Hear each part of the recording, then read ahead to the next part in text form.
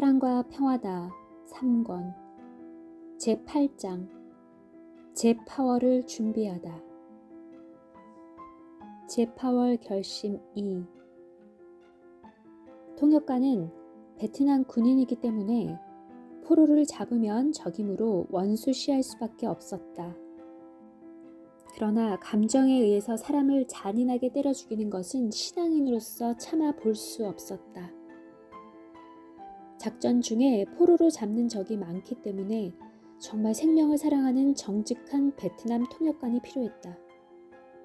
이 잔인한 광경을 본 나는 베트남 말을 배워서 내가 통역하고 싶다는 마음으로 뒤집어지게 된 것이었다. 고로 다시 베트남에 가서 언어를 공부하여 포로들의 말귀를 알아듣고 정직한 통역을 해주면 생명을 구할 수 있을 것이다 생각하고 제8월을 지원하기로 마음먹게 되었다.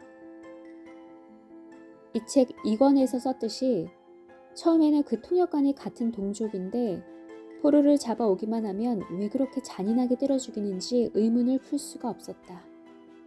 나중에 들어보니 통역관이 12살 때 베트공들이 집에 들이닥쳤는데 그들의 말을 듣지 않는다고 부모님을 사정없이 때리는 모습을 보고 충격을 받은 것이었다.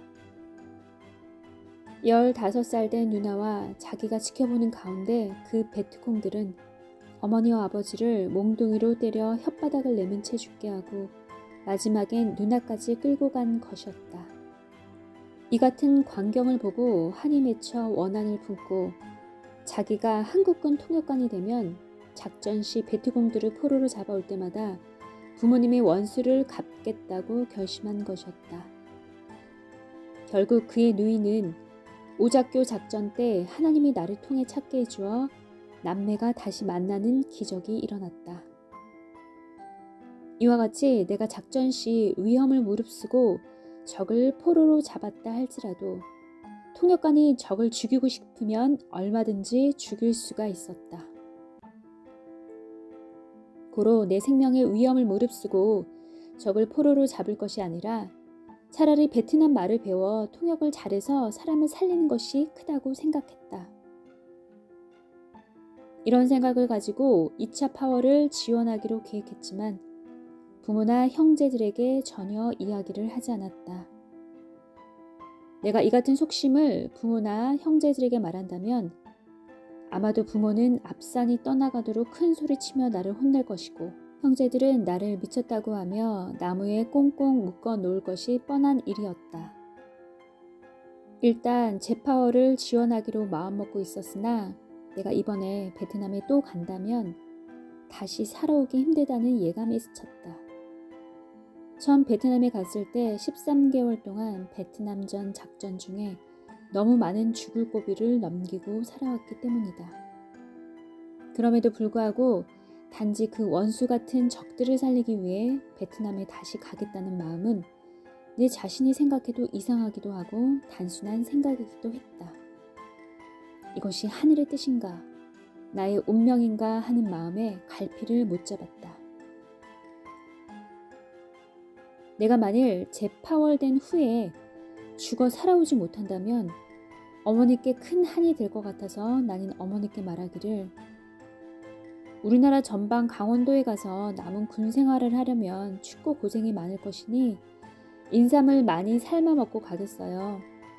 또 어머니가 나에게 해주고 싶은 음식이 있거들랑 생각나는 대로 다 해주세요 했다. 이는 다시 부모님을 못 볼 것 같아서 속심을 숨기고 한 말이었다. 자식이 살아있을 때 부모가 해주고 싶은 음식이라도 실컷 먹여보내면 혹여 자식이 죽더라도 서름이 덜 복받치지 않을까 해서였다. 내가 평소에 안 하던 말을 하니 어머니는 약간 이상하다는 듯이 나를 쳐다보았다. 부모는 역시 자식에 대해 민감하고 영적으로 잘 느꼈다. 결국 어머니는 남은 휴가 기간 동안 이 음식 저 음식을 해주시며 시골에서 먹기 힘든 삼계탕과 각종 별미까지 다 해주셨다. 나는 음식을 먹으면서 사람이 죽기 전에 먹고 싶은 음식을 다 먹어야 한다는 말이 생각나 마음이 울컥하고 눈물이 핑 돌며 마치 저승사자 밥을 먹는 기분이었다. 지혜의 잠언 40집. 시작해라. 시작이 승리다. 541. 시작하면 마음과 정신과 생각이 그쪽으로 쏠려서 일은 눈 밑에서 논다. 542. 작은 일도 시작하지 않으니 몇 달, 몇 년이 가도 그대로 남아있다. 그러다 결국 부담이 되어 그 일을 피하게 된다. 543. 시작하니 일이 줄어들어 할 것이 없었다. 544. 꿈에 내 혼이 전셋집에 들어갔다. 제자들이 그 집을 새 집처럼 만들려고 지붕에 올라가서 페인트 칠을 하고 벽에도 페인트 칠을 하는 모습을 보았다. 선생이 제자에게 내 집도 아니고 잠깐 있다가 갈 것인데 그렇게 돈을 들여서 할 필요가 없지 않냐 했다. 545. 전셋집에 이사 와서 잠시 살다 가는데 어느 정도 깨끗하게 하고 정리하면 됐지 지붕에 페인트 칠까지 할 필요가 있느냐. 546. 잠시 머무다가 갈 집인데 지붕에 페인트 칠까지 할 필요가 없듯이 생활하면서 필요 없는 일은 하지 말라는 계시다. 547. 주를 위한다고 하지만 필요 없는 일에 투자하지 말라는 계시다. 548. 꿈을 깨고 나서 그렇게까지 할 필요가 없는 것들은 모두 제지시켰다. 549. 지도자를 위해서도 필요 없이 과잉 충성하지 말고 하늘 앞에 무례히 행하지 마라. 550. 실력이 없으면 자신도 감당을 못하느니라.